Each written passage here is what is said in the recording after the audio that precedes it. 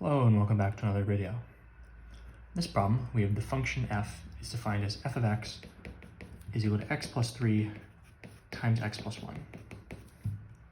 So we're told the graph of f in the xy plane is a parabola, and we're asked which of the following intervals contains the x-coordinate of the vertex of the graph.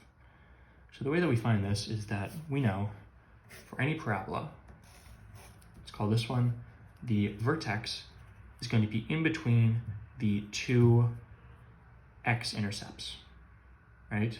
It's actually going to be halfway between them.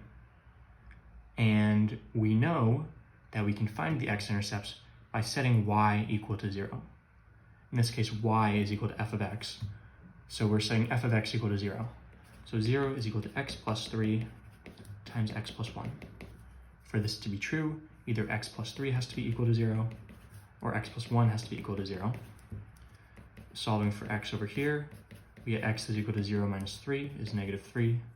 Solving for x over here, we get x is equal to 0 minus 1 or negative 1. So we know that our two x-intercepts are at negative 3 and a negative 1. So we know the x-coordinate of the vertex is halfway between these. So if you want to find the midpoint of these two values, you take negative 3 plus negative 1 over 2. Right, it's sort of like taking the average of these two values will get you the midpoint between them. So negative 3 plus negative 1 is negative 3 minus 1 over 2, which is negative 4 over 2 is negative 2. So the x-coordinate of the vertex of the graph is negative 2. And we're asked which of the following intervals contains this.